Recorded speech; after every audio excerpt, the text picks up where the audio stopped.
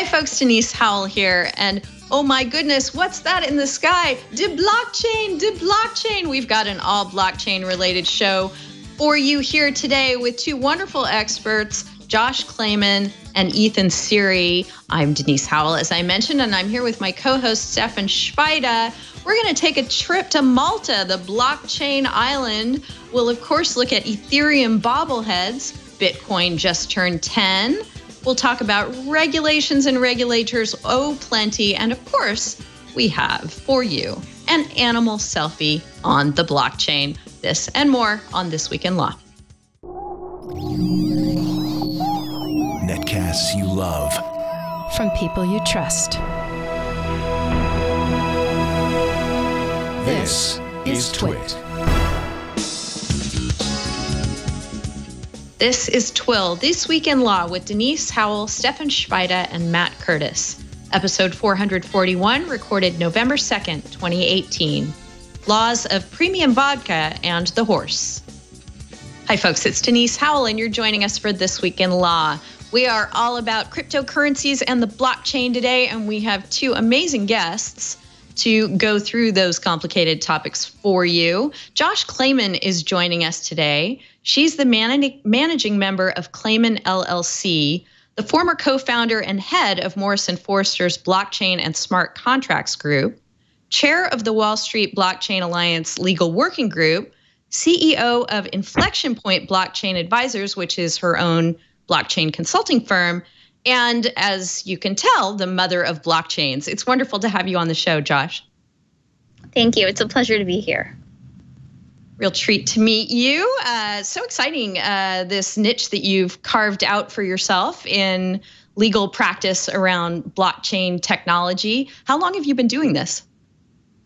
So I got involved in this space in 2016. So not as long as some of the real early birds, but I actually approached it from a really defensive posture rather than necessarily a curious one, because I'd been focused on leveraged finance, and I started hearing that big banks were developing smart contracts to help reduce legal spend.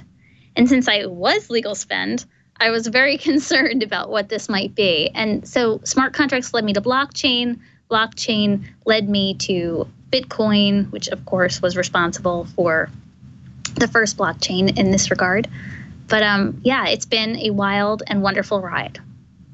Yeah, and you sound like, I'm one of the more seasoned people in this field with 2 years of experience, which says a lot about this field. So it's great to have you here on the show with us, and we have someone who it sounds like would love to follow hard and fast in your footsteps. Ethan Seery is joining us. He is newly out of law school and beginning his own law practice with a firm in Chicago. It's called Vedder Price. Hi, Ethan. Very nice to meet you. Hi, great to be here. So tell us how you come to the blockchain equation. What about that has intrigued you and made you want to focus on that in your practice? Yeah, sure. I got into the space about 4.5 years ago from a trading perspective. Bitcoin obviously was kind of starting to take off a little bit, one of the first early spikes. So I kind of got into it from a day trading kind of perspective. After that, it grew into blockchain, everything fintech. I've been involved with a few different startups here in Chicago, gone to plenty of meetups and kind of just growing from the space and now stepping into it from a legal perspective. Well, that seems like a really great place to be because there are tons of legal considerations for most folks in the blockchain area. And we're going to try and go through a bunch of them today. And we're going to do so with myself. I introduced myself earlier, Denise Howell. I'm your host today. And my co-host, Stefan Szpajda, is here too. He's a lawyer at Dorsey & Whitney in Seattle. Hi, all. I'm glad to be here. I'm on this topic. I'm the bewildered outsider who's always anxious to learn something new because my natural instincts towards suspicion and cynicism really come out strong in this area. So I'm always eager to challenge those instincts. And what better way than to have two people who actually know what they're talking about to help me understand it. Right. We should sort of set the stage, I think, before we get into talking about the details of cryptocurrencies and blockchain and the regulations around them. Stefan and I were emailing with each other before the show saying, hey, we neither of us really know too much about the technical side of what blockchain even is. And I told him, I know what Matt always says. It's a ledger and it's distributed and stuff and public in some instances, but it doesn't always have to be. So that's about the extent of my knowledge. We also know that cryptocurrencies need it, run on it. As Josh was saying earlier, Bitcoin sort of pioneered this area. We also all know that we should have bought Bitcoin 10 years ago when it first came around. Bitcoin celebrated its 10th anniversary on Halloween. Longtime listeners to the show will remember that we were covering Bitcoin back then.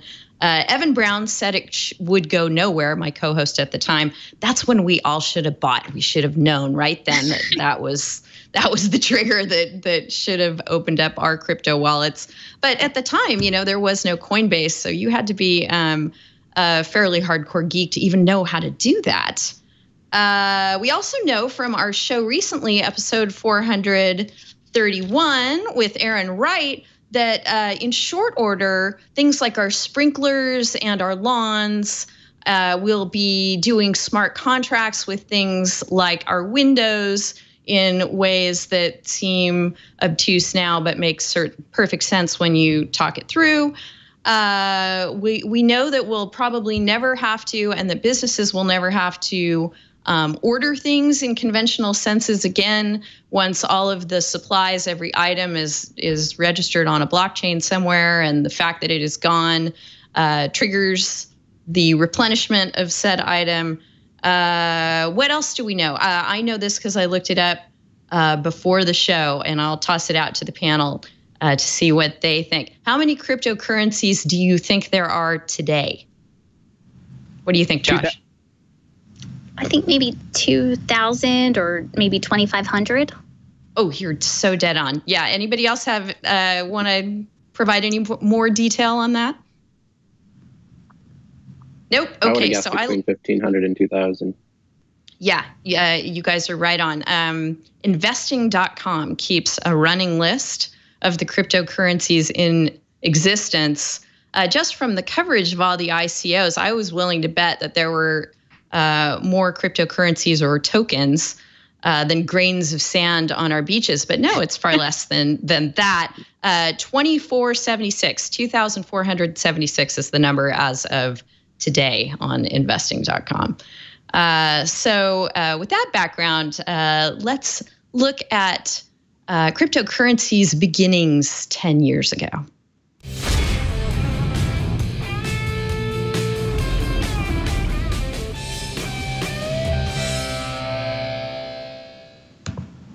It's kind of funny that Bitcoin started on Halloween with the mysterious Satoshi Nakamoto sending out a white paper that Ethan had actually, is it a white paper? Is it an email? You actually posted a screenshot of it, Ethan.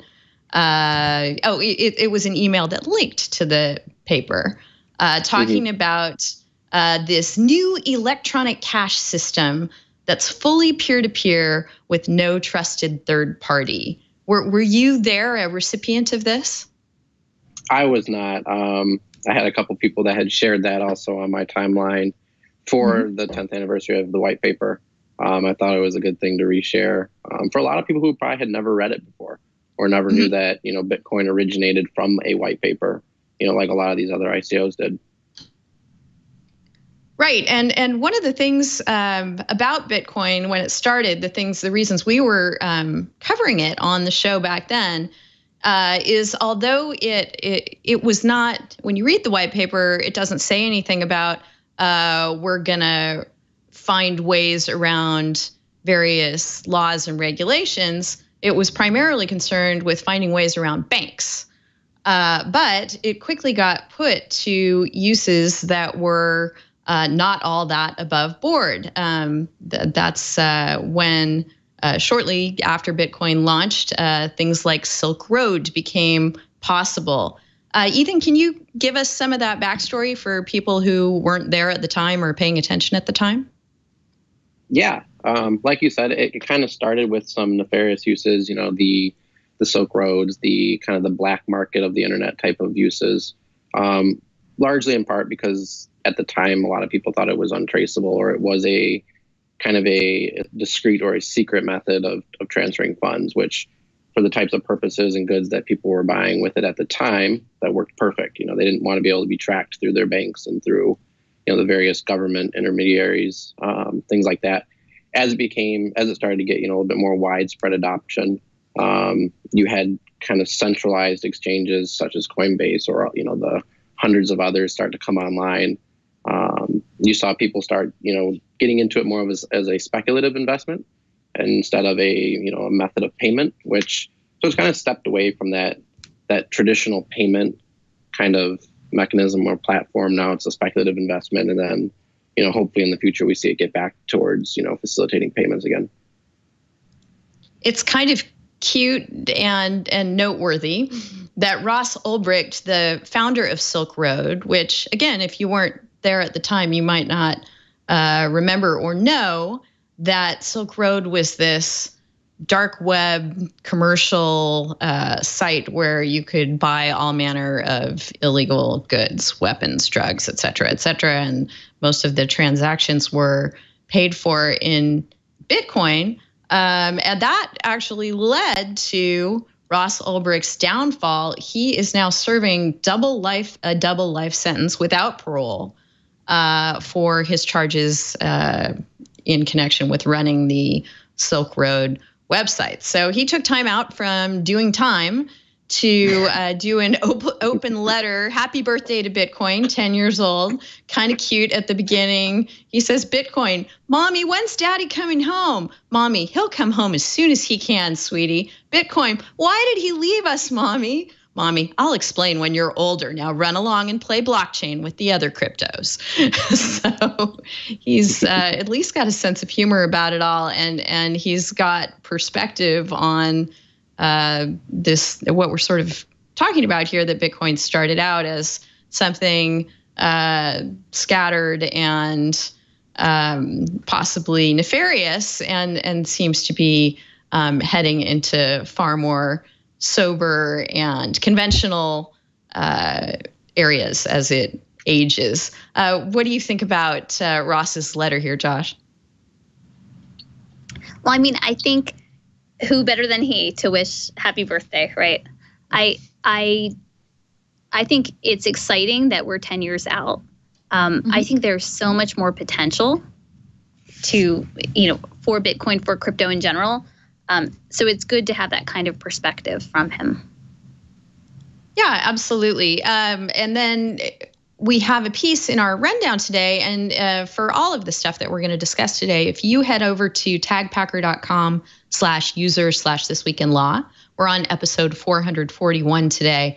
And in the New York Times is an opinion piece by someone who knows a lot about this area, has been around the internet and thinking about the internet. He was once counsel on what we were then calling new tech policy issues. I think today we would just call them tech policy issues, and maybe eventually we'll just call them policy issues. And that's Kevin Werbach. He's been around the internet since before there was an internet. He's a professor at Wharton and a big thinker on all kinds of issues, and definitely in the cryptocurrency space as well. And what he points out in his op-ed is while Bitcoin started out as something that had a reputation for facilitating illegal and nefarious activities, it's actually its ledger nature, and the fact that in order to have the degree of control and trust that you need for transactions to actually transpire, there is a degree of centralization that comes into things that can lead to criminal activities being disclosed and pursued. So his piece is about the Russian operatives accused of hacking the DNC in 2016. They paid for servers with Bitcoin, and he goes through here that it's likely that's how they came to the attention of the prosecutors who've now indicted them. So what do you think about this shift, Josh, from the bad boy currency to something that actually can discourage criminal activity?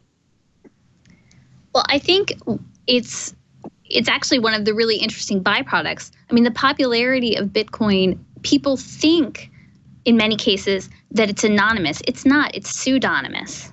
So once you can figure out who is holding a Bitcoin at one time, you can trace it. And I think there's actually a fair amount, I don't know how serious it may be, but there are a fair amount of people in the space who think that certain governments are interested in encouraging the use of crypto, such as Bitcoin, in order to tamp down on crime and in order to be able to better trace people's transactions. So I do think it's very interesting that this currency that was, or this digital token that was created in order to avoid the need for central banks and potentially for centralized governments, ultimately is being harnessed by many of the same that it was designed to avoid. Right. Again, as someone who just doesn't know that much about the technology, but just thinking about it logically, if you're using cash, unless they're marked bills, they're going to be hard to trace. But as you point out, Josh, everything on this ledger is logged, and there are parts of it where if you push deep enough, you might be able to pierce someone's pseudonymous identity. Anything to add to that, Ethan? No, yeah, I'd echo all of that. I think it's incredibly interesting that, Bitcoin 10 years ago got its start from Silk Road and applications like that of this anonymous, nobody can trace what I'm spending my money on. And now we see that you can. And there's been cryptocurrencies that have spun off or popped up that have tried to address the anonymous, secretive nature that now Bitcoin apparently, well, not apparently, that Bitcoin, lacks, that people never realized, right? Or the government, the news or whatever, the way they cover it doesn't cover it accurately. And now there's new coins that try to address that. Some of them do it a little bit better. Some of them don't. But it's definitely interesting. Yeah, it definitely is. Well, happy birthday, Bitcoin. Any thoughts, Stefan, before we move on to talk about the wild and woolly regulatory landscape?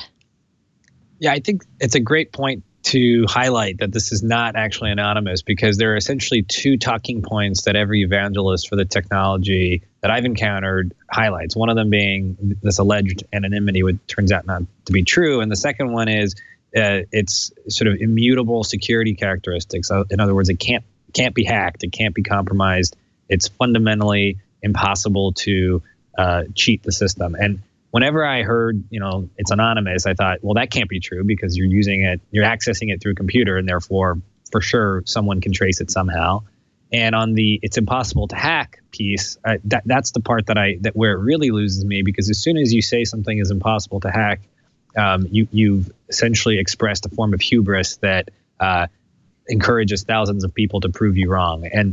And if those two things aren't actually true, then what is it that we're talking about here? We're talking about a ledger that is difficult to access but not impossible to hack, and that is pseudo-anonymous but not quite anonymous. And so I'm amazed at how infrequently the articles that talk about the technology, how frequently they just take for granted some of these talking points. And I think a little bit of analysis of that would a little bit more analysis of that would be really interesting to me, because I would want to understand why those premises about the technology are true and not simply accept that they're true. So I think having dealt with the anonymity piece, it would be interesting to hear about this unhackability piece as well, and whether that's actually true.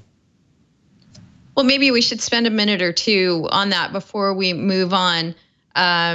Certainly, there have been stories in the news over the last couple of years about whoopsie, we didn't expect porn to be on this blockchain, and yet there it is. And certainly various fraudulent, it seems like there's a lot of shenanigans about stealing from people's supposedly secure wallets. So Ethan, do you want, how does that play in with what Stefan was talking about this being something that's unhackable? Yeah, I mean, I think the first distinction, or the first point that you have to consider is there's the underlying blockchain or cryptocurrency that is or is not immutable, or is immutable to a certain extent. And that's a conversation, that's a different conversation than, your Coinbase wallet or wherever you store your coins at being hacked. And that's been a problem. There's been issues with 51% attacks. There's been issues with the underlying code of the chain being, faulty or having errors in it. And then there's also the security protocols of where you're actually storing your coins. And both of those are important. But I also think that's an important distinction to keep in mind as people and as articles, as, writers begin to have these conversations about the security protocols or, the immutability of a chain or things like that. That's an important distinction to keep in mind, I think. Right. I mean, the internet is littered with things like malware and porn as well. And yet it's possible, if you do the right things, to use it securely. And is that a good analogy? Yeah, I think so. I mean, the security of your account where you keep your coins is only as secure as your password or the protocols that you use to protect your accounts. But that is, your account, your passwords to that, or your cold storage wallet, or however you store them, is only as safe as, kind of your protocols for them. And then there's also the discussion of, the underlying chain itself, and the protocols that are in that and how it's coded and things like that. Josh, anything to add to that? No, I think you guys covered it well. Okay, then let's move on and look at regulations and regulators.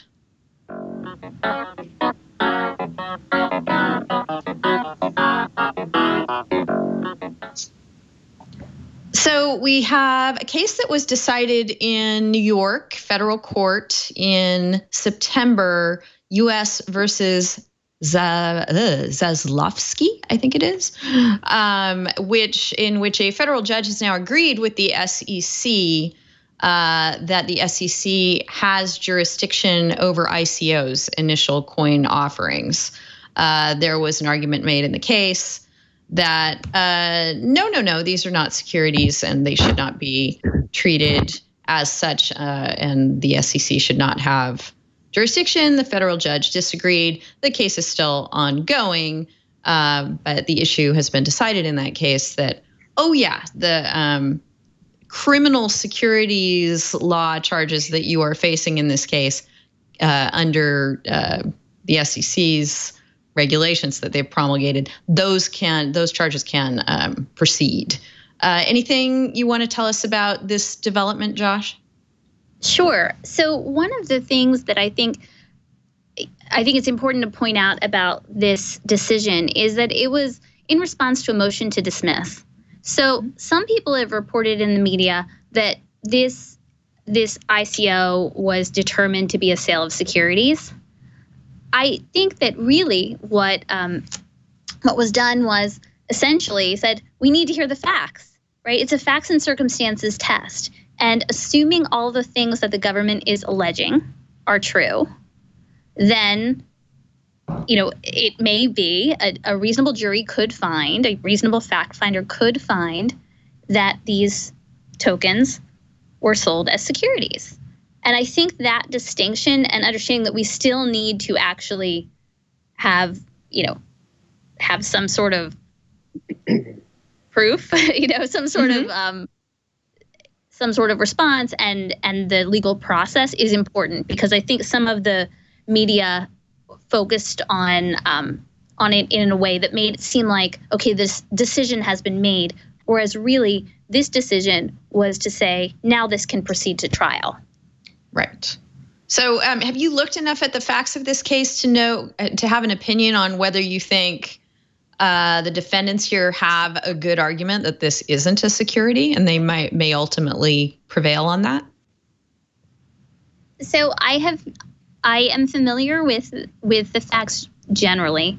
I have not revisited them recently, although I did write an article about this piece when this decision first came out.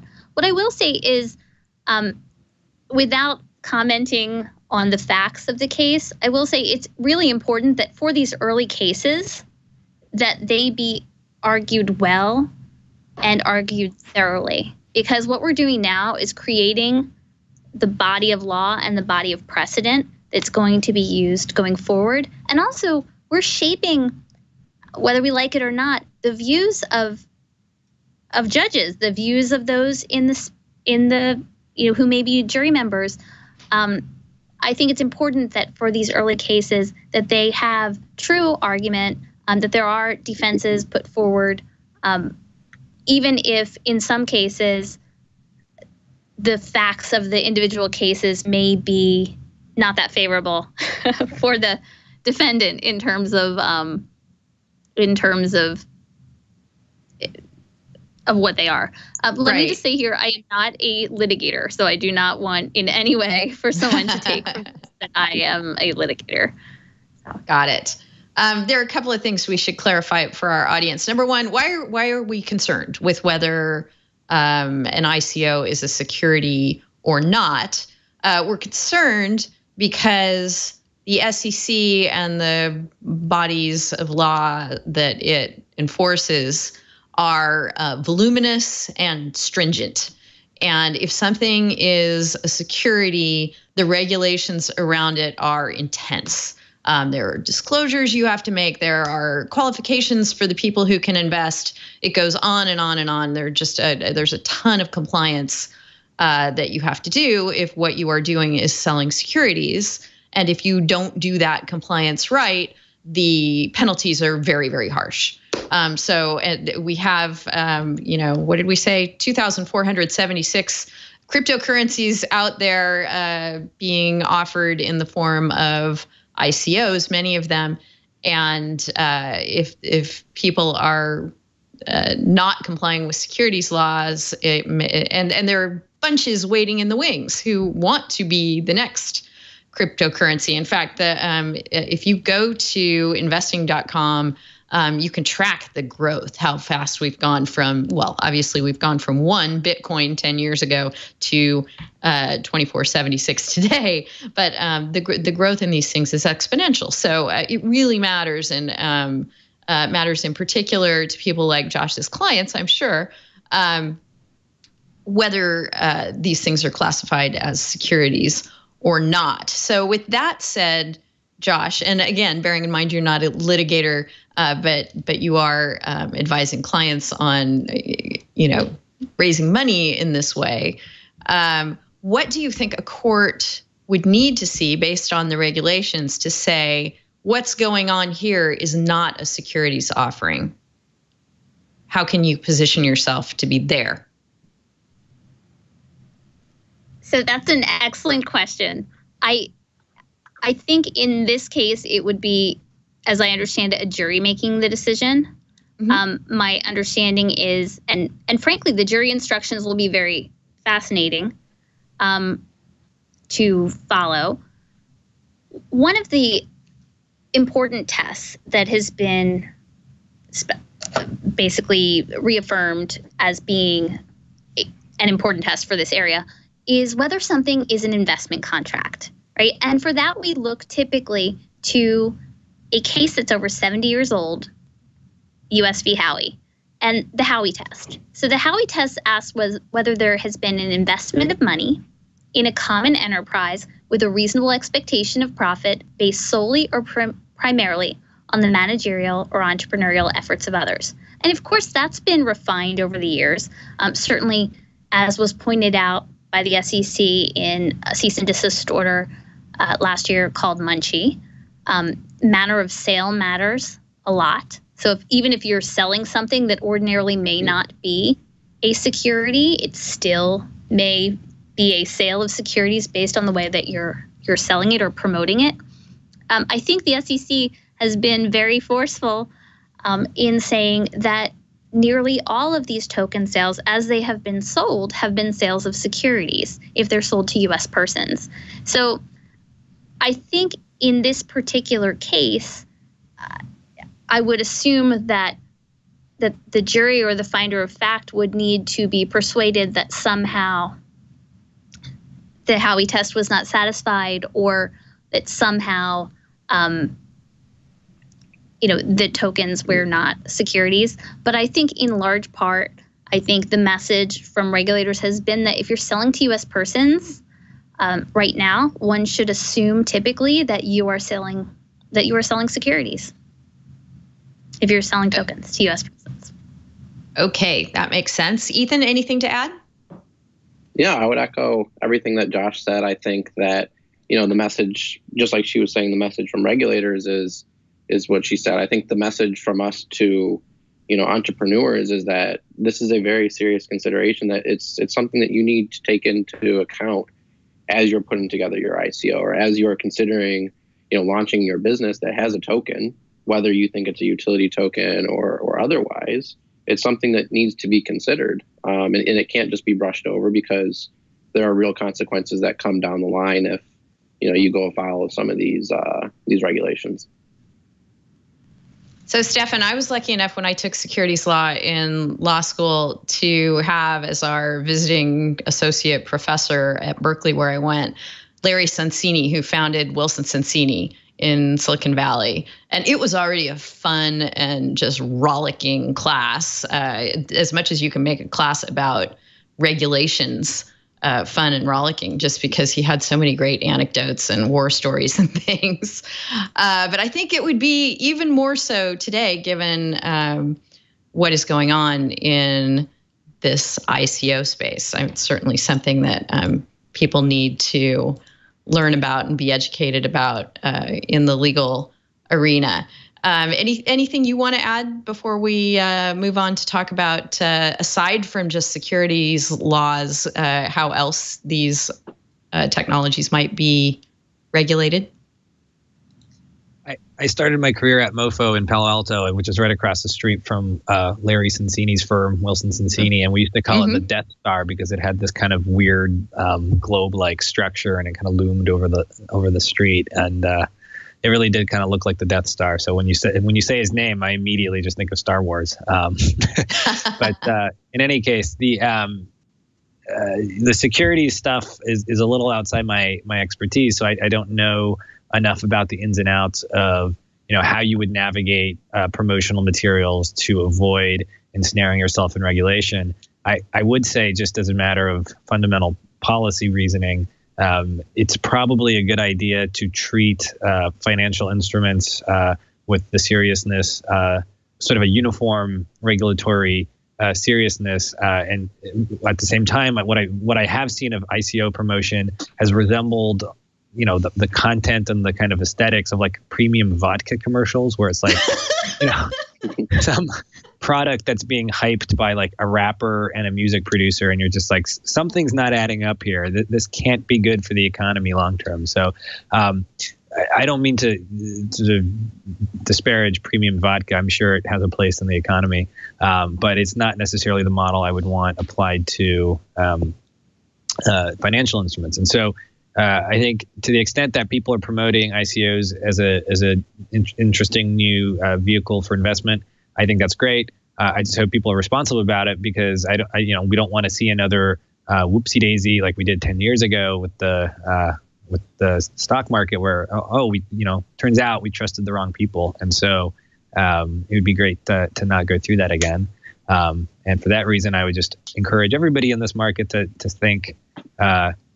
Gray suits and sober thoughts, not premium vodka or expensive sneakers. And let's go from there. What do you think, Josh? Are people in this arena getting that message? There seems to be an awful lot of froth.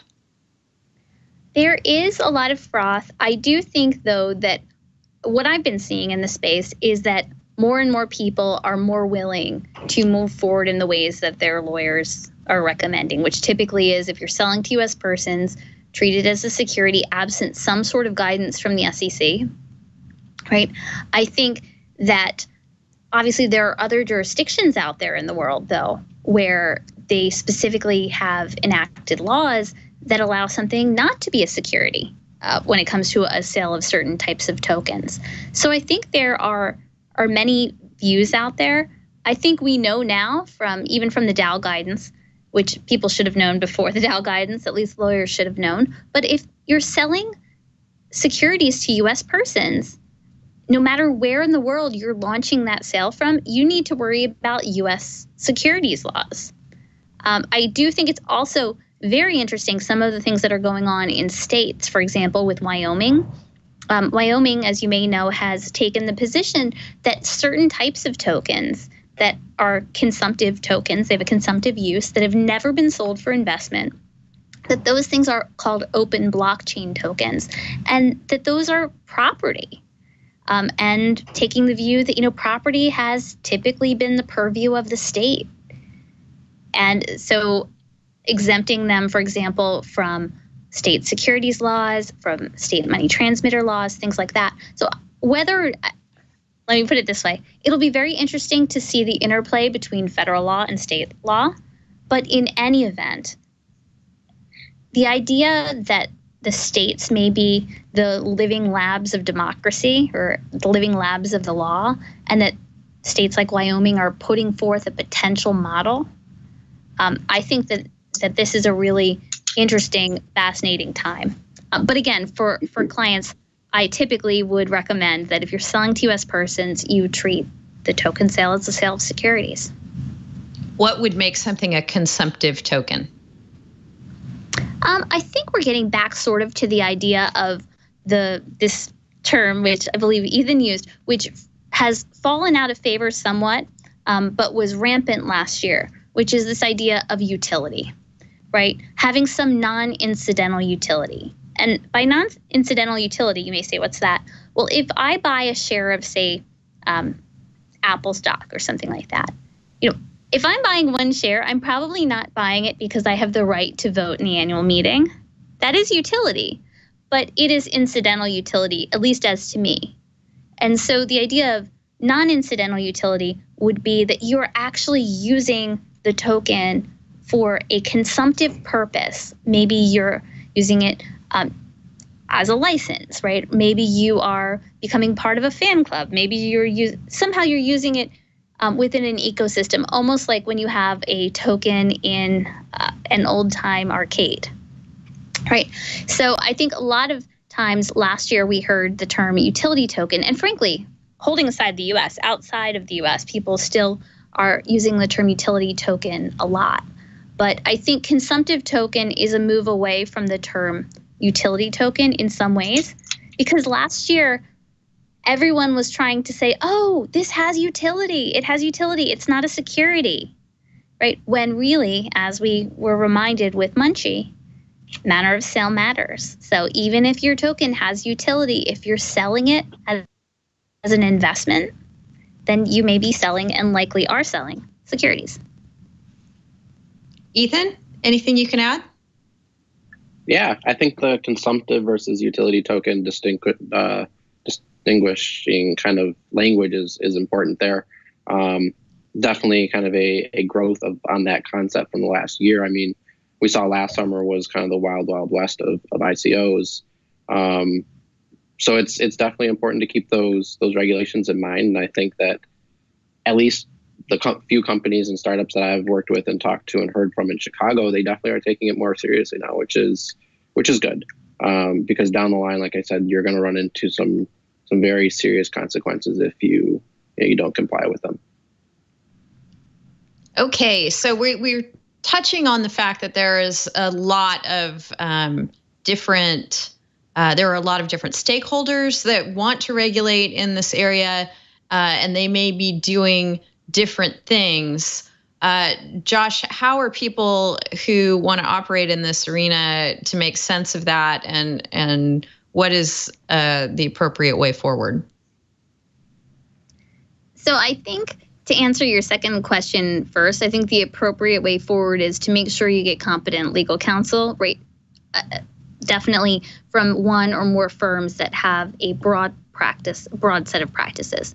Because as we've seen, in many cases, for example, the SEC is saying that tokens are securities. The CFTC has said that they may be commodities. The IRS has said that tokens may be property.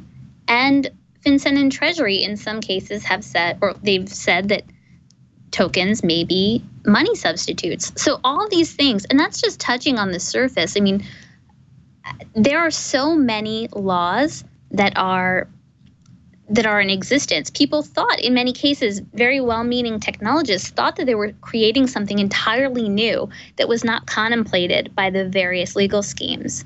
But the legal schemes in many cases are quite flexible and able to apply to a variety of situations. So, for example, the securities laws are very flexible. That's why we go back to the Howell test to determine whether something's an investment contract.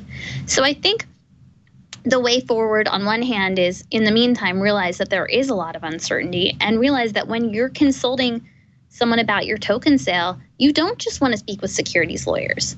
You want to speak with money transmitter lawyers, financial services regulatory lawyers, tax lawyers, investment company, investment advisor lawyers, commodities lawyers, all sorts of different kinds of lawyers, which makes it kind of funny when I think back to how I got into this space, where I was worried about there not being enough work for lawyers. So that's what I would say. Yeah, excellent points. Ethan, anything you want to add? I would echo everything she said. I think that this is, the regulatory risk, the uncertainty is a real risk. It's a real business risk. And as you're building kind of your business model around this, you need to be consulting the right people, but you also need to be factoring that risk into, how you're, developing your business. And kind of as you move forward, that needs to be something that you keep kind of in the front of your mind and are always considering. Does this track other areas of financial transactions law, Josh, where the states have certain laws that have to be complied with, and they may conflict with one another, and they may conflict with federal laws, in which case they'd be preempted? Is that kind of an atmosphere already in existence for other things that people are doing in the financial arena, and so it shouldn't be too concerning that that's how it's shaping up to be here? I suppose that there may be other instances, but I wouldn't say that there is a direct parallel. I mean, I think of this more in terms of when, say, the internet was coming about, and people were wondering, well, do you need the law of the internet? And then you had that sort of classic idea of, well, do you need a law of the horse, right? Mm-hmm. So I think what's interesting about these digital tokens is they're just strings of numbers on a digital distributed ledger, and they can represent anything, right? When you sell them, they may or may not, they could just be data points in a larger data set. They could represent licenses. They could represent profits, interests, voting, membership, the right to use, the right to participate in so many different things. I think that that's where it becomes a bit tangled. And although certainly I'm not giving legal advice on this show, mm-hmm. and would of course consult many different specialists, I think it's kind of interesting that you could have something that may be a security for securities laws, but maybe you don't necessarily get the benefit under tax laws of it being a security. I think there is a mismatch in some of these laws. And I think one thing that Andrea Tiniano and others have been very good at pointing out, and Caitlin Long, is the idea of not wanting to have a complete patchwork approach in all cases for this technology, and that maybe to allow it to flourish in positive ways, not having every state have be developing new laws in every case where they may not be necessary. Like, for example, enabling legislation where you don't need to actually give explicit permission. Yeah, I think those are really good points, and hopefully policymakers and lawmakers are bearing those in mind as they're rushing to deal with what looks like a new and potentially dangerous to consumers kind of technology. That there are all kinds of dangers to consumers in the investment arena, and maybe our existing framework is already equipped to handle those dangers. Stefan, what do you think? Patchwork approaches based on state laws conflicting with federal laws obviously won't get us to a good place if those persist for too long. You could see the origins of this movement being in this kind of anti-government, anti-bank mindset, and like any kind of radical or insurgent movement, it has to hit a point of maturity where it either kind of scales up and institutionalizes, and then matures into something that can be regulated and relied on, or it goes down in flames. And I think the transition from where this radical outsider movement that's going to challenge the banks to we are now the new banks is something that is going to require consensus and trust and public oversight if it's going to come into that stage of maturity. And I don't know enough about the background sort of discussions that are happening right now at the various regulatory bodies that matter here to know whether they're thinking they're proceeding from the assumption that this is something that is going to be inevitable and let's make sure we regulate it properly from the beginning, or whether they're thinking this is just a fad, let's make sure it doesn't harm the underlying structure of the economy. And I think any form of regulation, any response that comes from the relevant agencies probably has to make a choice between those two approaches. Is this sort of a harm reduction model of regulation, or a let's absorb this into the mainstream, and then query whether absorbing it in the mainstream fundamentally conflicts with the original purpose here, which was to challenge the status quo. So I think it's actually just sort of fits the classic dynamic of any revolutionary movement, and there comes a point where you kind of have to make a choice, and maybe we're at that point now on the back end anyway, and it just hasn't bubbled into the conversation. But I'd be interested to know Ethan and Josh's thoughts on that, whether this is really whether what we're seeing now are the initial stages of maturity, or whether what we're seeing now is the sort of incumbent institutions protecting themselves against something that is going to sort of carry on a parallel path without ever becoming the new status quo. Ethan, you want to take a shot at that? Yeah, absolutely. I think depending on where you're talking about, I think it's a little bit of both. You see countries like Malta or Switzerland who are very kind of a couple steps ahead in terms of their approach to regulating the space. They're trying to eliminate that patchwork. They're trying to not only get rid of kind of the cloud of uncertainty over it, but they're also trying to bring in people who are interested in this space and move their companies there and build out, another component of their economy around this new technology, right?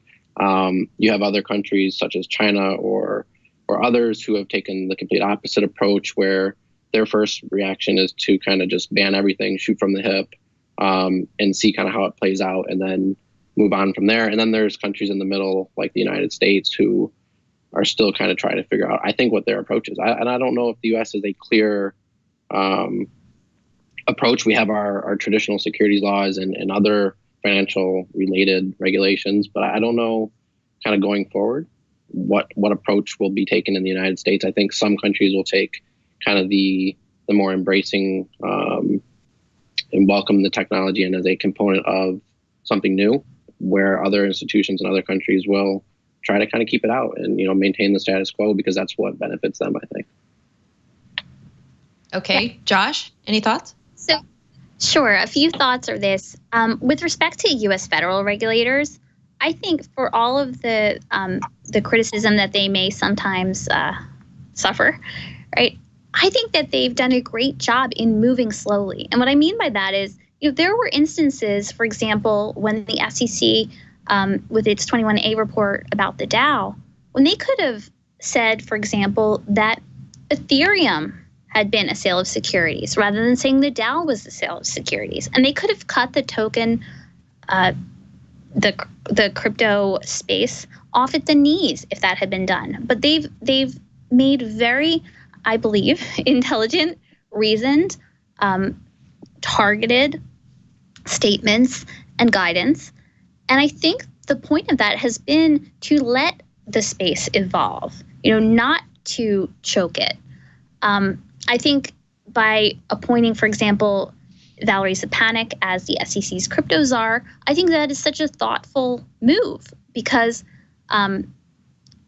having people who are taking the time to understand the technology, understanding potential new opportunities, I think this is critical. And if you look at some of the speeches, such as, for example, by Hester Peirce of the SEC, I loved her recent speech about, what was it, the helicopter parent versus the free range parent. And the idea that can you really reduce anything, its risk to zero, if that is going to somehow move forward and lead to new development? Just like when you're a child learning to walk. If your parents remove all the risk, then will you ever learn to walk? Will you ever learn to run?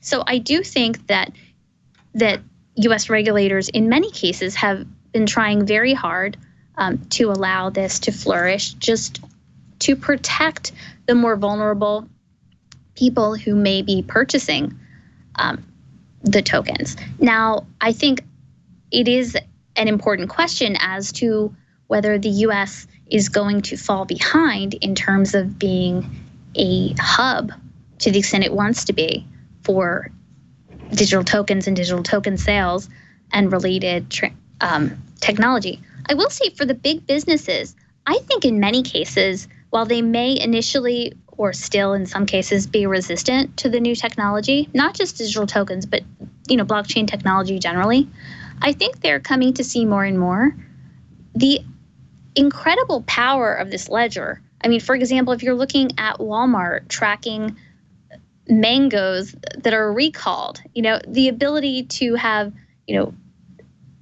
provenance and tracking and, many of the things that we as a society seem to be moving towards in terms of how we want to relate to one another. I think there are tremendous opportunities that having blockchain technology can allow us to achieve, and that we may need that kind of relatively immutable ledger in the case of an open blockchain, or certainly there are private and permission blockchains, but that this new technology will allow a lot of what we want to do to become possible.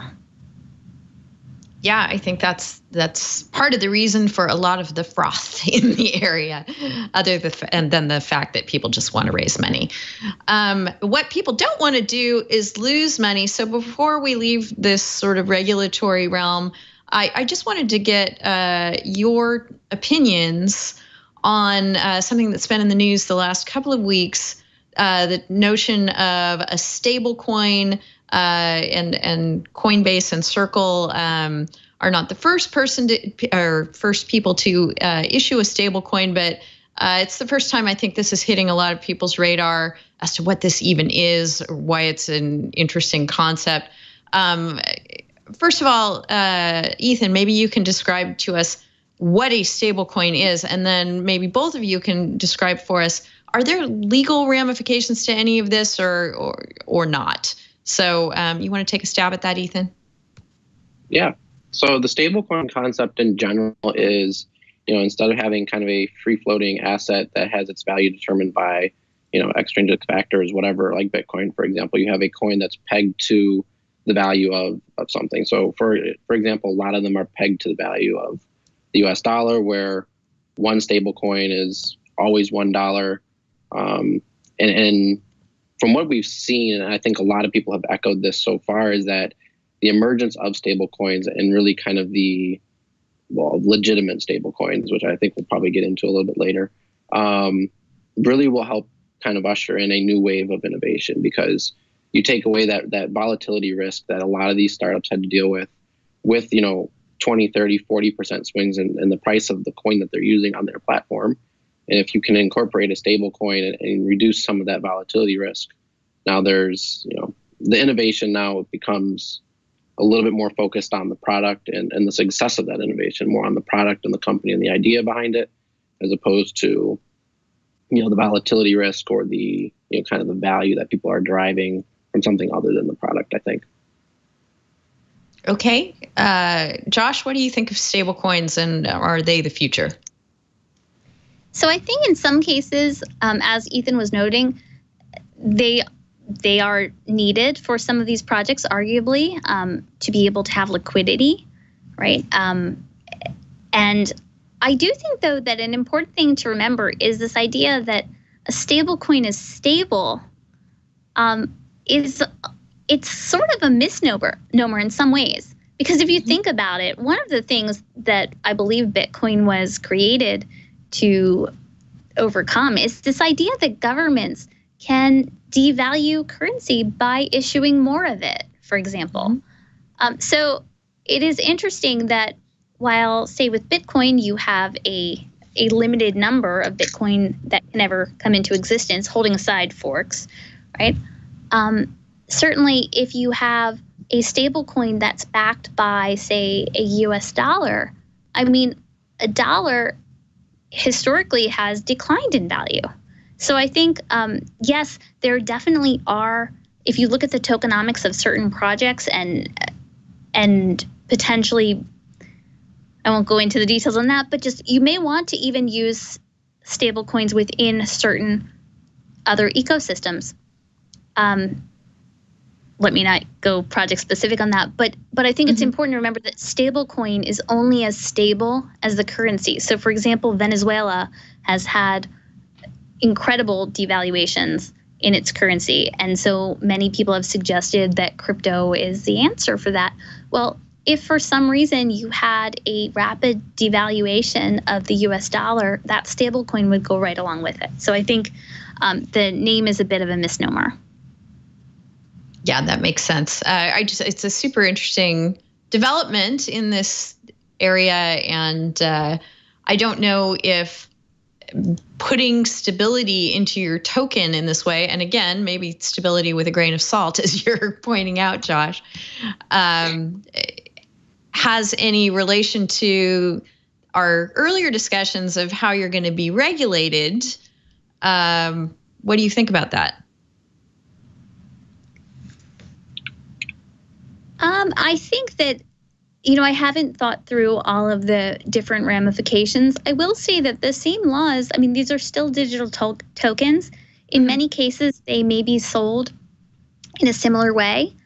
I think you're still going to have to worry about the wide variety of laws that crisscross the space.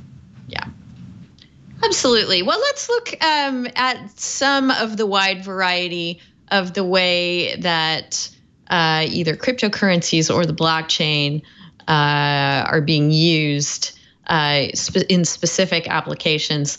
Let's look at the entertainment arena first.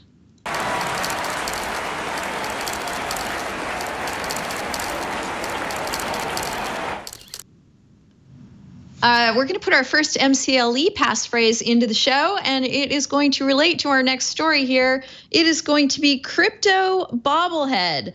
I think we have found a great example of a utility or a consumptive token. It's not being sold in this particular instance. Instead, the World Series runner-up Dodgers were the first, as they were running up to the World Series, to issue a digital bobblehead, the first Major League Baseball team in the United States to do so. They used the Ethereum blockchain to issue a card with instructions on it. It was labeled Dodgers Crypto Token, and you could either use an app or go online to redeem it. And when you did so, you got, I guess, what I would think of as the baseball equivalent of a crypto kitty. You got a bobblehead, not one you could hold in your hand, but one that existed virtually online. And there were 3 possible ones you could win, and there were a limited number of each of them. And so the point of doing it on the blockchain, I guess, is that these team-issued bobbleheads are valuable and collectible. I suppose they could have issued an actual real live one and put it on the blockchain somehow. Maybe we can talk about whether that would be possible. But just kind of an interesting thing. I think I caught this in your Twitter feed, Ethan. Anything you want to tell us about this? Yeah, I think it's, it's kind of a cool, I think they were the first professional sports team to really kind of do anything like this. And I think one thing that really fascinates me about this is I think we're going to start to see, and I think Josh alluded to it earlier, that a lot of companies, whether it's Walmart or kind of supply chain tracking, things like that, there's a lot of blockchain initiatives or R&D or test runs on the back end that aren't customer facing, where, it's going to benefit customers, it's going to benefit the industry, and it will bring a lot of, whether it's kind of authenticity or tracking or verification type factors to these supply chains, things like that on the back end. Customers really are never going to interact with the blockchain and see them in certain respects.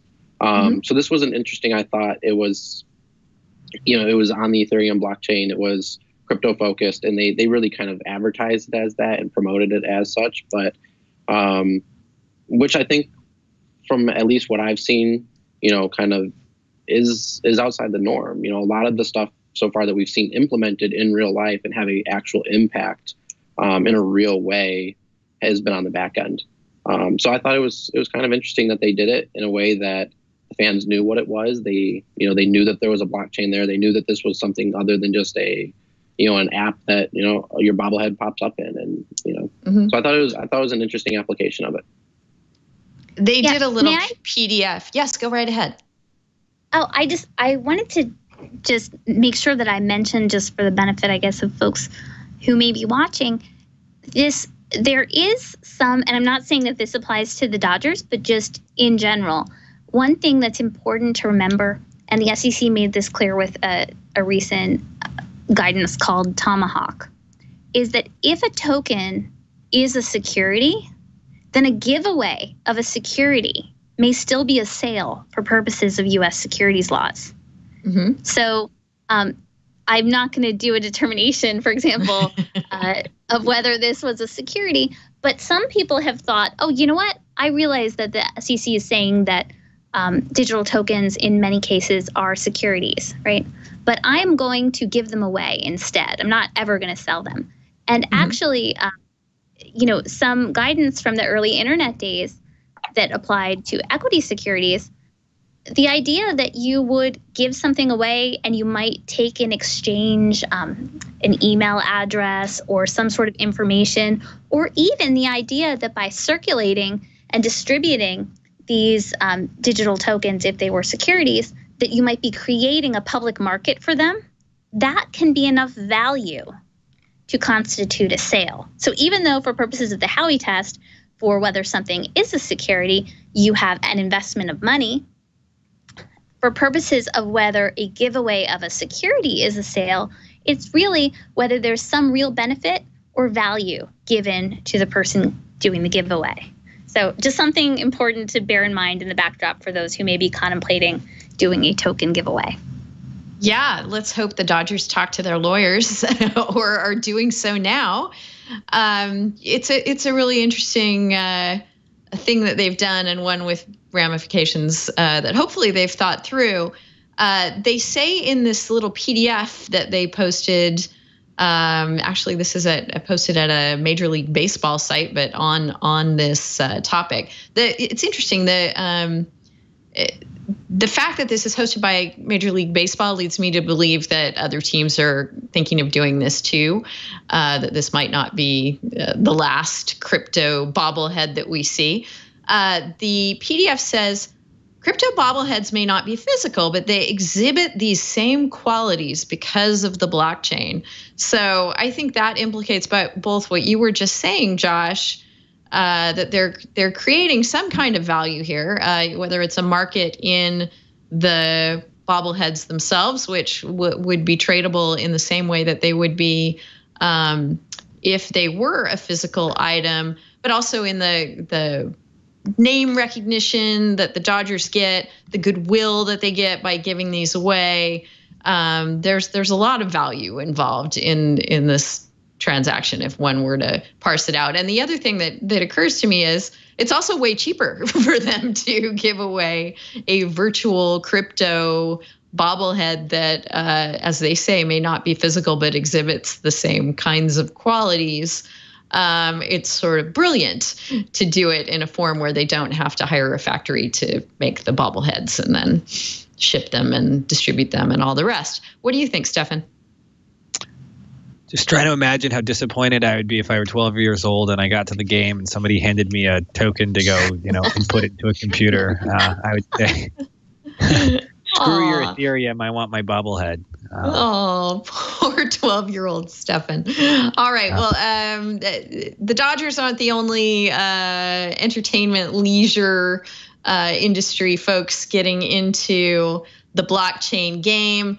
This one makes perfect sense to me that Ticketmaster would be all over incorporating blockchain technology to address some of the problems it's been having. And this really strikes me as one of these things where, as Ethan was saying a moment ago, where blockchain tech starts to come into people's lives in various ways, and they're not really even aware of it. But Ticketmaster has bought a company that's called Upgraded, that is a blockchain tech co. And the goal here seems to be to, register all the ticket sales on a blockchain and be able to clamp down on fraud and resales and various issues that the company is facing. What do you think of this, Josh? I think that this is a great use case.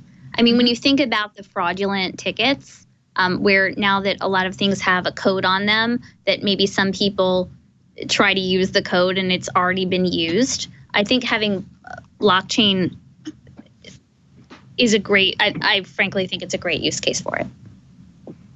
And would you need to use, we're missing our other co-host on the show today, whose name is Matt Curtis. And Matt usually is our blockchain skeptic when we come across these topics and wonders why you couldn't just accomplish this with some other ledger technology. What's magical about using the blockchain here? Do you want to try and answer his question that I'm surmising? What do you think, Josh? Sorry, yeah. I didn't know you were addressing it to me. That's okay. Let me say this. I am not a technologist, so there may in fact be other types of technologies that could also address this. I do think the idea of logging in a ticket, right, and having it be represented and being able to track it all the way through and all the way back and having it not be able necessarily to be changed. And again, I don't know enough about Ticketmaster's the blockchain it's how this project works. I'm just saying conceptually the idea, much as when you're tracking, like I brought up earlier, the mangoes across the world, or with some medicines, being able to track them across the world and track temperature and things like that. I think conceptually being able to track the tickets to be sure that they are in fact valid and issued for the particular event, and that they haven't been somehow altered, that they haven't been duplicated. I mean, if you think about Bitcoin and the Bitcoin blockchain, it was to try to avoid double spend. And in some senses, that's the same sort of thing that those who may be purchasing tickets want to prevent. They want to make sure that this seat hasn't already been sold. Stefan, any thoughts? So Ticketmaster's proposed use here is certainly an interesting use case. I think it underscores, though, why some people are so confused by the technology, because it, to veer from this is an investment to this is a currency to this will help make ticket sales less fraudulent. I think it just underscores some of the chameleon-like qualities that the technology has, which is, I'm not saying that again to say that it's a bad thing. I mean, having multiple uses is probably a good thing. It just shows the versatility and the promise of the technology. But I think for the evangelists out there who want to promote the technology, it would help, I think, people who are unpersuaded or need to be convinced of its novelty and utility to focus the messaging a little bit and to say, well, here's what we're really talking about. This is a solution to the following set of problems, and that could have multiple modalities. One of them is reducing fraud in the sale of goods. Another one is in making payments secure. But I think it just sort of my meta commentary on this is if you can go from talking about securities laws to Ticketmaster selling tickets, maybe the thing you're talking about isn't one thing, but it's many things. And I think that just underscores that problem. Yeah, definitely. Ethan?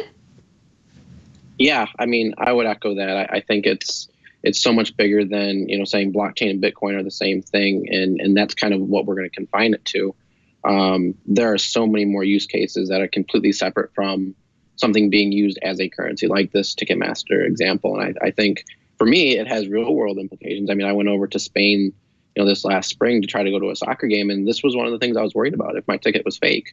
Right. If I get all the way over there and, get to the gate and, well, sorry, someone already, some double spend, someone already has sold that seat and is sitting in that seat. And I think the value of blockchain solutions like this becomes even greater when maybe it's not just a centralized Ticketmaster selling the ticket, but now you're buying a ticket from someone who bought it from Ticketmaster and now they can't go to the game, so they want to sell you the ticket. And there's more parties involved. And with that blockchain, there's traceability with where that ticket came from, if it's legit, if it's authentic. You get rid of fraud. Well, you can start to get rid of fraud. You can start to get rid of counterfeit tickets, things like that. So I think when you kind of confine it to buying a ticket from Ticketmaster like this, it seems, well, what's the point? What's the value? Why should we even do it this way? But then when you start to add in more and more actors, you kind of start to see there's a counterfeit issue, there's a fraud issue, there's an accountability issue, there's the double spend issue. And all these little issues, a blockchain solution can kind of start to, undermine a little bit and add some significant, and real value for customers. So we have a couple more examples in the rundown of approaches of applying the blockchain to do away with counterfeits, as with Ticketmaster and the tickets. One is a company called, it's either Bonafide or Bonafide. Its CEO is Steve Q. And their spin is physical goods, where it's all about provenance. You want to know that your Fendi bag is a real Fendi bag, or that you're, more importantly, and he likes to bring up this example all the time, that your auto part that has some crucial safety function in your car is not a counterfeit part that's going to be more cheaply or less well made and actually put you in some kind of jeopardy. And he did an interview with something called the Digital Journal. That's an interesting read. And in it is his comment. He was asked, what should consumers do to address this problem? What should governments do? He says, governments should require a stronger form of tracking authentic goods that is immutable, trackable, and requires human intervention to check and verify authenticity. This way, the U.S. Customs and Border Protection officers can identify the fakes easily and effectively. What do you think of that, Stefan? It's one of the very first projects I worked on as a young attorney, was involving various counterfeit goods. And I remember being just shocked at the scale of it. And this was, a while ago now, almost 10 years ago. And to read that it has increased by as much as it has is also surprising. Now, should they come up with better ways of tracking counterfeit goods to help brands avoid trademark infringement? Sure. That's a natural evolution in the law. Citing that to justify the frothiness around blockchain, however, seems to me like the kind of cross-pollination that leads to misinformation about the value of this technology. So I would be very frustrated if I was a brand and getting ripped off in this way, and I would also be looking for solutions that make it less costly for me to do business and to go after people who are ripping me off. So to the extent that there's evolutionary technology that is helping reduce that, that's great. I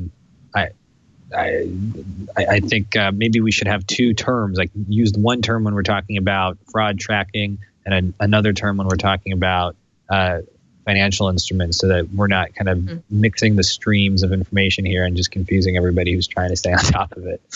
Don't cross the streams. Yeah, this comment to me sort of went, yeah, okay, I could see the utility of these technologies, but he seems to be taking a leap to thou shalt not import if thou shalt not use blockchain, which seemed like kind of a big step. What do you think, Josh? So I agree with you. I also feel when I hear statements like that, it makes me have a little bit of a pause because I just start thinking about, some of the tensions between some of the enabling aspects of blockchain, for example, allowing individuals to really come directly to market. When I start thinking about, every single thing that you touch, that you do, that you pay for, that you buy being tracked by the government, that makes me a little bit nervous.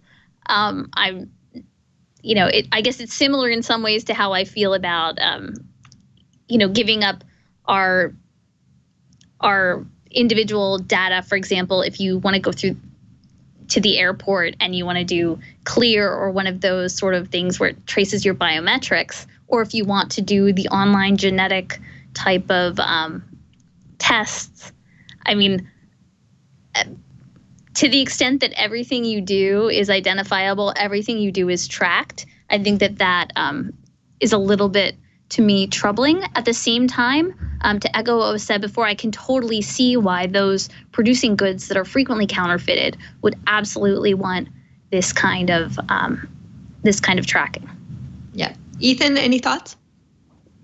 Yeah, a couple. I think just a kind of a side note completely to echo what Stefan was saying, I think that there is a problem right now in this space in that there are no consistent definition. Well, there are very few consistent definitions on some of these terms. This publication uses it this way, industry insiders use it this way, startups use it this way. Kind of people who are vaguely familiar with what Bitcoin is use it a different way. And it's a problem. You have people who, they try to have conversations and you're almost speaking a different language, even though each person thinks that they're using the term in the correct way, and they're really not. So that's a challenge. And I think that's just the nature of it being a 10-year-old, kind of sector of this industry, or an idea or a topic. I think with time and with development and growth, those issues will kind of work their way out, and maybe they're kind of growing pains, so to say. But more on the point, I think, the whole idea of Bitcoin and the blockchain was to decentralize trust. So for example, you may or may not have trust issues with Ticketmaster or the person you're buying the ticket from. But as you start to decentralize trust, now you don't have to trust. You don't have to trust Ticketmaster. You don't have to trust the person that you're buying from, as long as that blockchain is trustworthy, kind of a thing. And to me, I guess for anybody who's not overly familiar with kind of what does this tracking of counterfeit goods, or what would the tracking of a ticket to a soccer game look like, it would be almost, depending on the interface, right? It would look almost like your FedEx tracking, where you'd be able to track a mango from where it was planted, who planted it, who signed for the package, kind of a thing, all the steps of the supply chain all the way through. And you'd be able to verify whatever it is that you wanted to verify for that supply chain. And that's where, Walmart's finding a lot of value. That's where Ticketmaster is finding a lot of value, or, these counterfeit good use cases are finding a lot of value, is kind of that step-by-step tracking. And I agree with Josh. I mean, it's, there are certain aspects where, maybe it's your food where it's sourced from, or maybe it's a ticket where it's, it kind of originates from. But I definitely don't want every aspect of my life being tracked down to a T like that. But there definitely are use cases that I think it's intriguing. Right. And I think we're going to talk about privacy directly in just a moment, but it's interesting to see how it's creeping in already as we talk about sort of these real world leisure area applications of blockchain technology. The other example we have in the discussion points for today is Christie's, the auction house, is collaborating with something called Artory, which has an artery blockchain registry. They're doing an auction of something called the Ebsworth collection, which is a bunch of art. And in each of those sales, each lot in the Ebsworth collection, including the title, description, final price, and date, will be registered and will produce a digital certificate for the transaction for Christie's. After the auction, Christie's will offer each buyer a registration card to access a secure encrypted record of information about their purchased work on the Artery registry. And that will include things like significant events that take place in the life cycle of the artwork, such as every time it's been publicly exhibited or every time it's been sold. But they're careful to point out in their press release, each buyer retains individual control of their personal information throughout the transaction process. Artery does not collect any personal information about buyers, and no personal information is recorded in the registry or on the blockchain. So they're being real careful here to convey the message that we're going to have all kinds of data about your art if you buy it with us through this process, but not about you, which I think is sort of telling. And maybe on that note, we'll move on to privacy.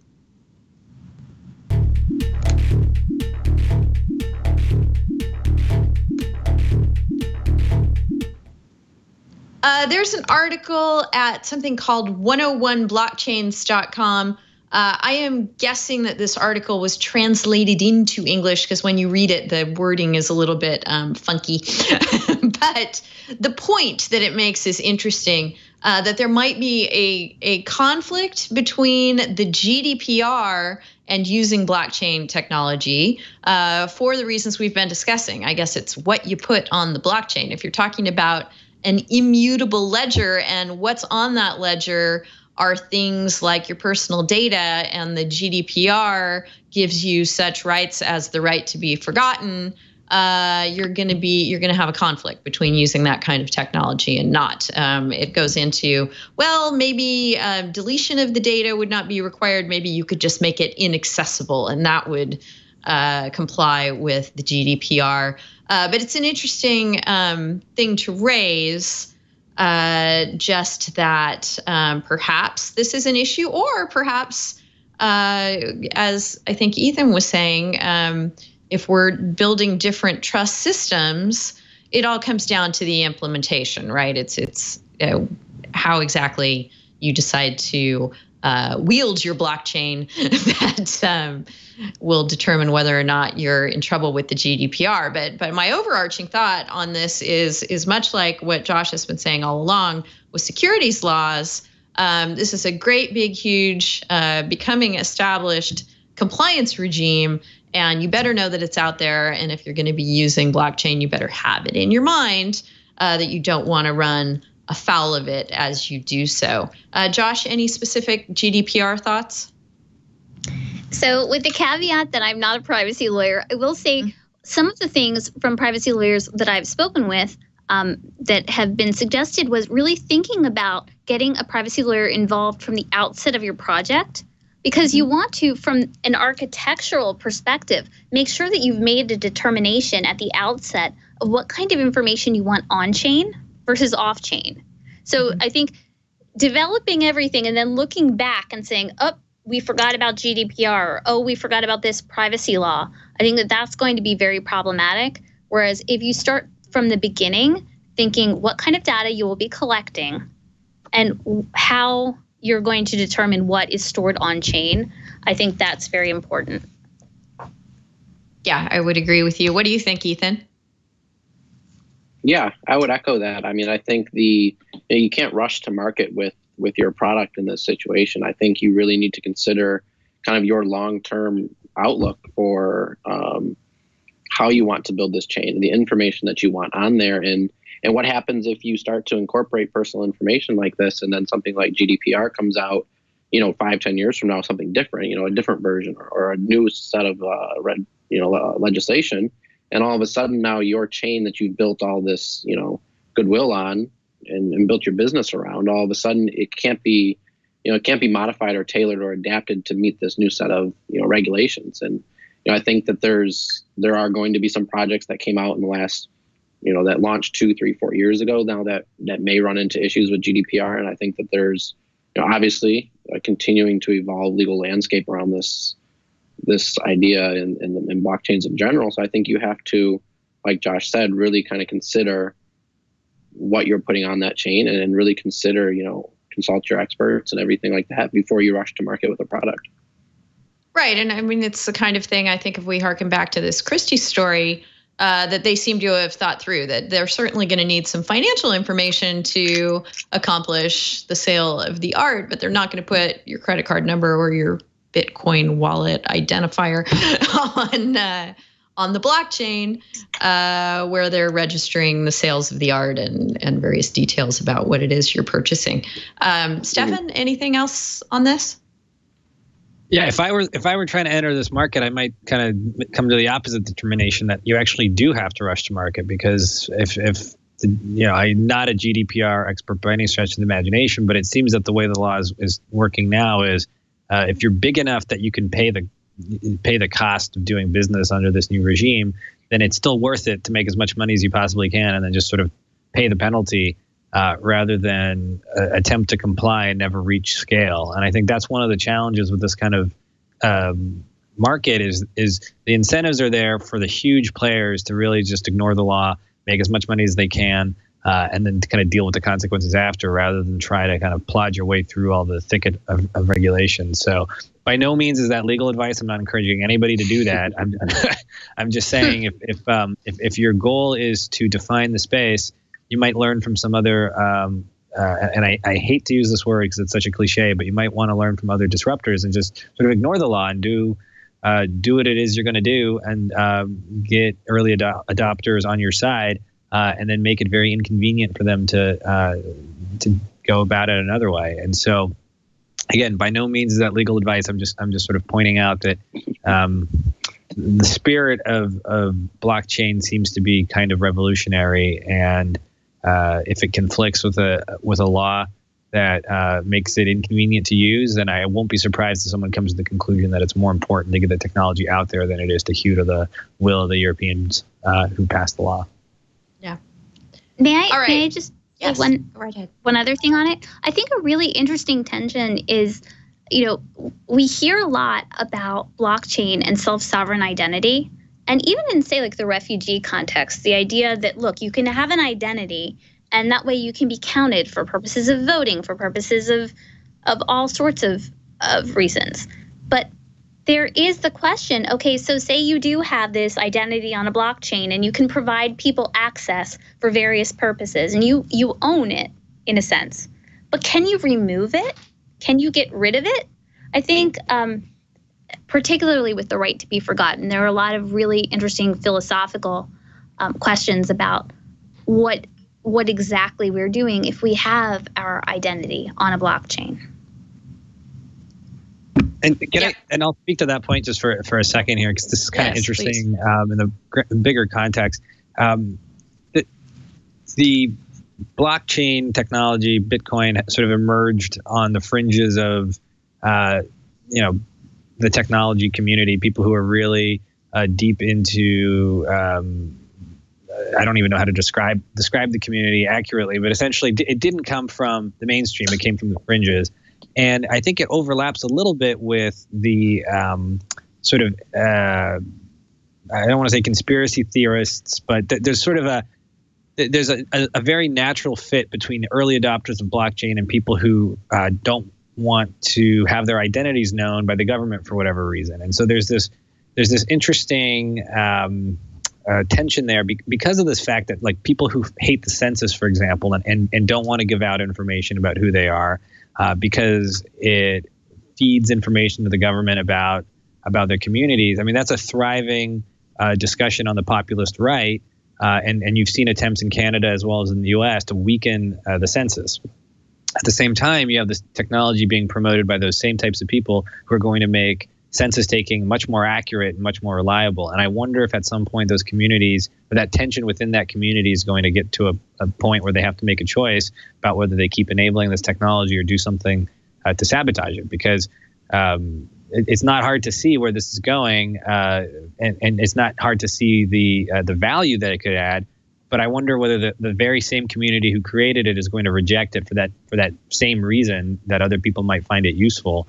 So it's kind of an interesting philosophical question, and it's going to have they're going to have to make a choice at some point whether they want everything to be this trackable and this easy to catalog, immutably, as the lingo goes, or whether they're going to want to kind of take a step back and let people be anonymous, because there's a clear tension here and a clear conflict that hasn't been resolved, it seems. Yeah, and I guess what concerns me is who gets to make that choice. How is that choice going to be made? And it has great big ramifications for all of us. So on that sober note, let's get back to premium vodka, shall we? Let's talk about one final story that has to do with the social web.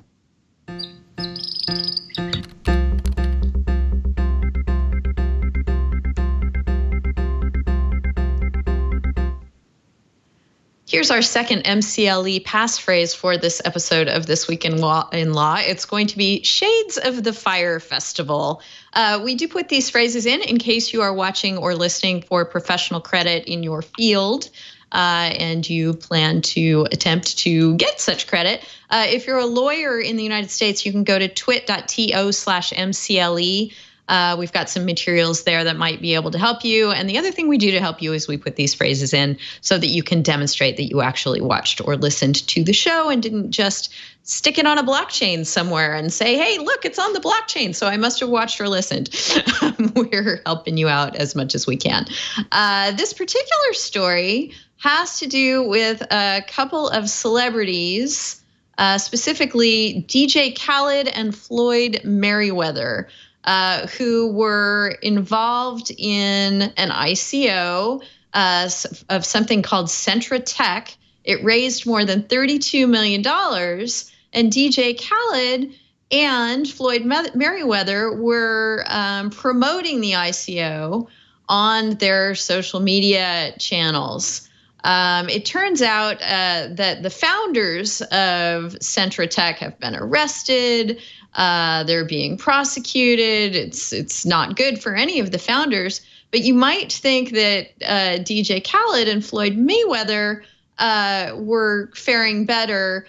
So far, they're faring better from the government perspective, but there's a civil lawsuit against them, a consumer lawsuit from thousands of investors saying, hey, you guys should not have been flogging this on your social media. So just because the FTC hasn't come after them for whatever the FTC might do, or I suppose the SEC might be interested in their involvement as well, but that's not protecting them from private actions from private investors. What do you think about this, Josh?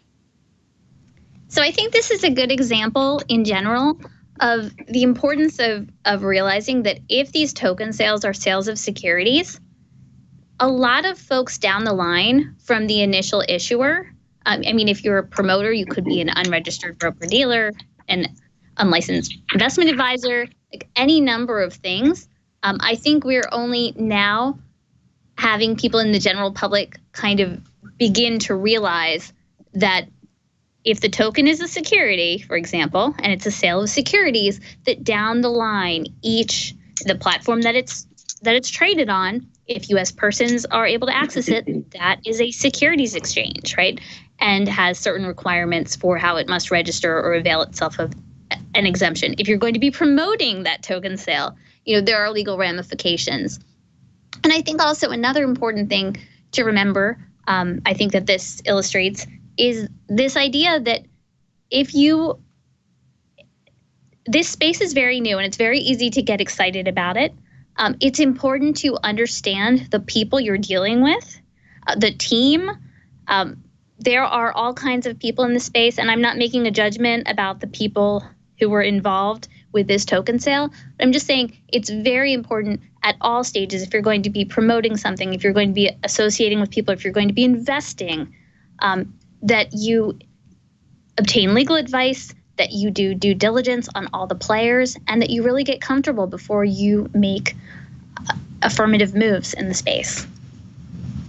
Yeah, excellent advice. Stefan, what do you think? I love how much this dovetails with my premium vodka example. I think it speaks for itself. I think it's wise to listen to Josh's counsel here about getting roped into something like this without realizing you're suddenly a broker dealer who's performing unauthorized acts of security transactions. I can't help but find it a little bit funny, even though I really don't think it's funny at all. I mean, this really has like very fraud-like red flags around it, and I don't think fraud is funny. And I hope people sober up, to stick with the vodka analogy. Right. Definitely. I mean, the founders are facing all kinds of issues here, but I kind of feel bad for people like Floyd Mayweather and DJ Khaled, who don't really realize how, if they let their managers and people who make decisions about how they're going to make money decide to weaponize their social media accounts, or if, they make those decisions themselves, they're certainly just not very informed about what the ramifications of endorsing something might be. So I kind of feel for them. I have trouble believing that they're sort of active perpetrators of fraud here. I don't have trouble believing that maybe their financial interests outweighed their better judgment. But I think that's probably not hard to have happen if you're in that kind of situation. What do you think, Ethan? Yeah, I mean, I think this serves as a very stark warning that there are real consequences that come if you if you run afoul of these regulations, as we were touching on earlier. I think, unfortunately, examples like this are just so blatantly and just obviously terrible that, in terms of being obvious fraud, that unfortunately they give the entire industry a bad rep. And there are a lot of projects out there that are building great things and doing it the right way. Following the regulations that have been set forth, whether they're cloudy or not, they still are making, great progress on projects. And so hopefully, issues like this or cases like this don't kind of become the poster child for this entire sector. And hopefully that these great companies that are building, incredible products that could change, the way economies work or the way, companies run and supply chains operate. Hopefully those are what, at the end of the day prevail. Yeah. All right, we're going to get into our concluding material for the show. We've got a great resource for you if you've been interested in what we've been discussing today.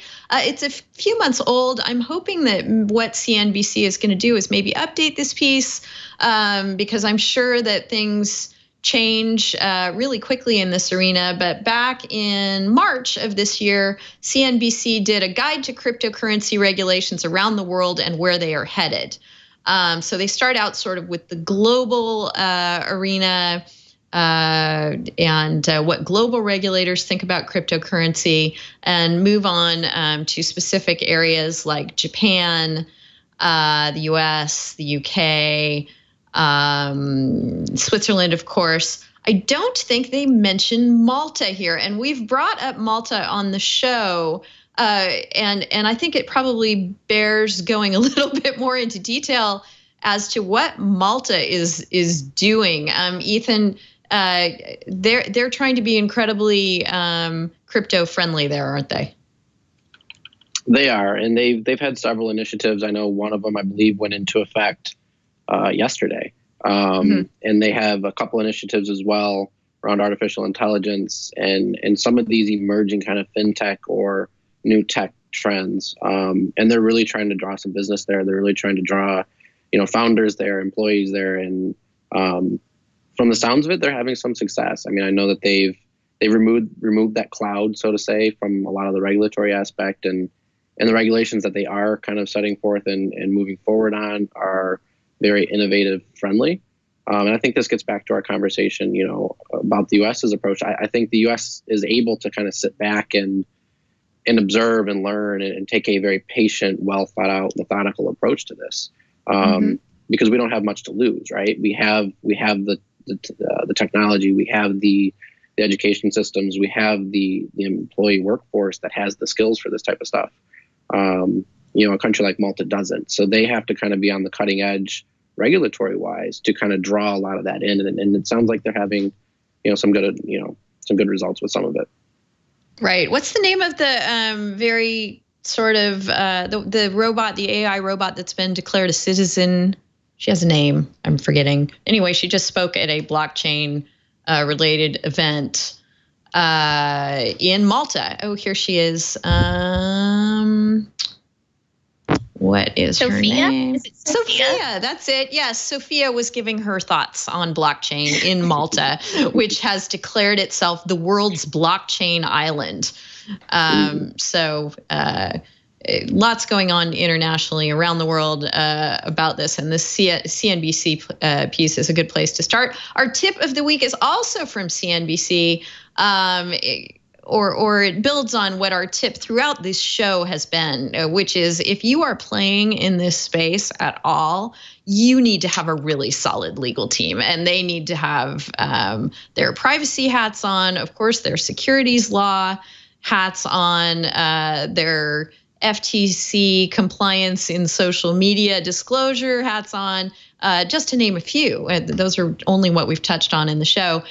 So there is another piece at CNBC called Creating Your Own Cryptocurrency. Here's what you need to know. And the hugest takeaway from this piece, it goes into what are coins, and it talks in depth about how important it is to get a team of experts and to have good lawyers and to do it legally, because the downsides for not doing it legally at this point are going to be at worst unknown or at best unknown, and at worst probably catastrophic. Okay, and we do have, believe it or not, a blockchain related animal selfie of the week.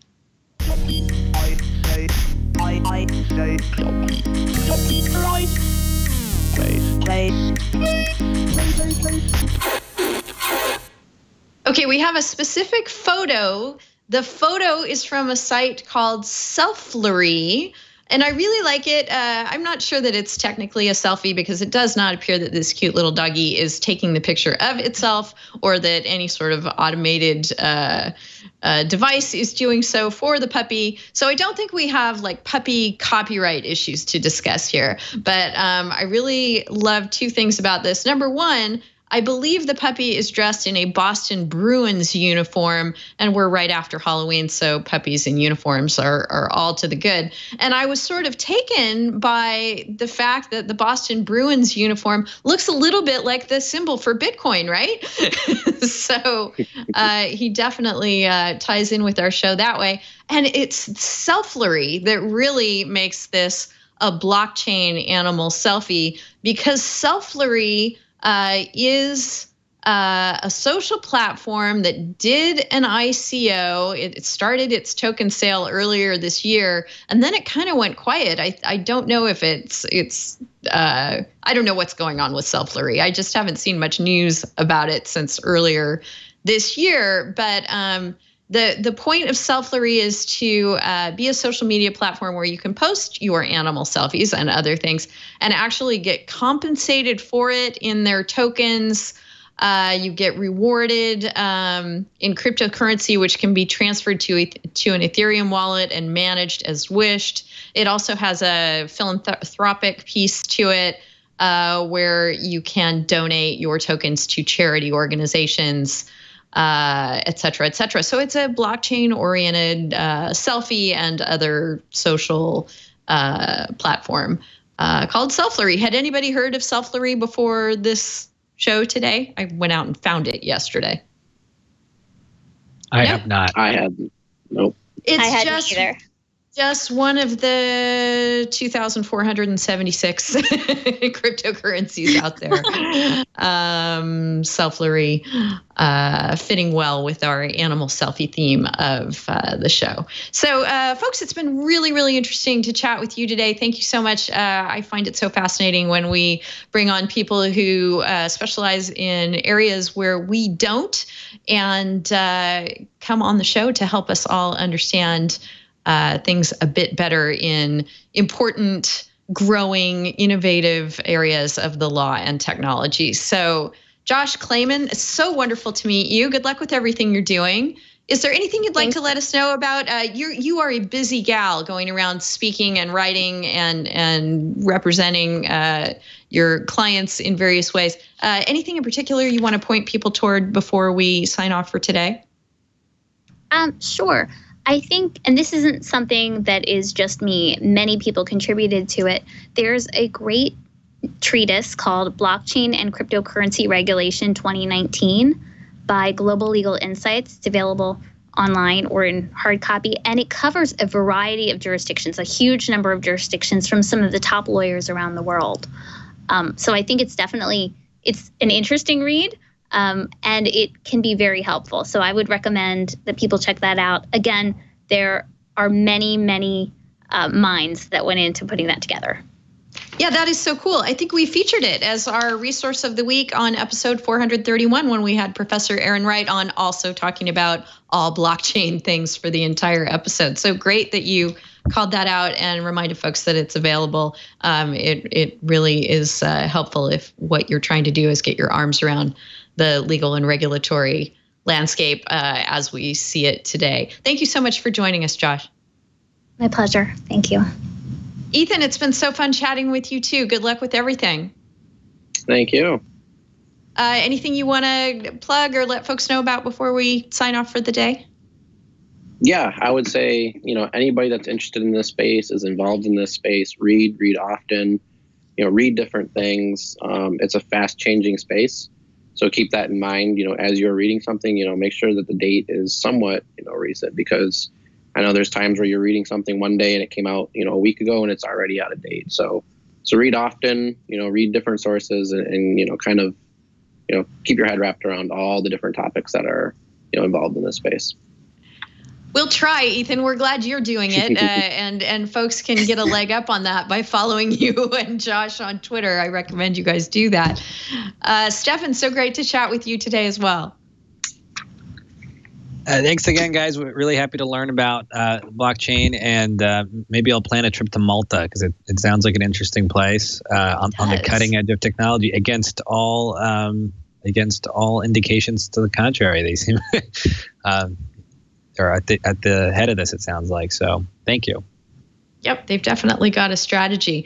Well, our strategy is to do this show every Friday at 11 o'clock Pacific time, 1800 UTC. That's when we record live here on the TWiL network. Oh my goodness, we're coming up toward the end of the year here, folks, and we could really use your help.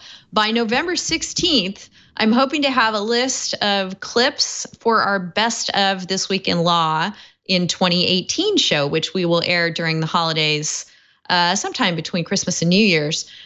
So if you go to twit.tv/best of and let us know what you've enjoyed of This Week in Law this year, that will be hugely, hugely helpful for us. We'd really appreciate your insights and your favorites. So please give us a hand there. If you are one of those folks who joins us every week, you know when we record, and you know also that if you go to twit.tv/TWiL, our whole archive of shows is there, going back to 2010 and beyond, all the way back to 2006 is when we started the show. So if you're interested in sort of delving into the past of the intersection of law and technology, you can do so to your heart's content right there. You can also get a whole lot of insight and support for how you might want to enjoy the show, what platform you want to use it or enjoy it on, big screen TV, small screen watch, whatever you like as far as audio or video or what have you. Some guidance as to how you can subscribe, how you can get the show on various platforms is there for you. And we really appreciate you getting in touch with us between the shows, not just to let us know what your favorites for the best of show are, but also people that you think that we should reach out to have as guests on the show, your thoughts on things we've discussed, your comments or pushback on anything that we've covered during the show. We'd love to hear from you. I'm Denise at twit.tv. If you want to reach out to Stefan, email me at that address, or you can just do TWiL at twit.tv, and we'll make sure that Stefan hears from you too. Matt Curtis was off this week, but hopefully we'll be back next week. You can also find us on Twitter at the addresses that have been on the screen. If you're doing audio only, I am D Howell there. And Stefan, what's your Twitter again? Oh, it's just your name, isn't it? Stefan Szpajda, which is a little hard to spell if you haven't spelled it before. It's STEFAN SZPAJDA is how you're going to find Stefan on Twitter. You can find our show pages on Facebook and on Google Plus as well. Take advantage of whatever platform you like to reach out to us and let us know what's on your mind. We really appreciate it. And we hope to see you next week on This Week in Law. Thanks so much to our wonderful panel and to all of you. Take care.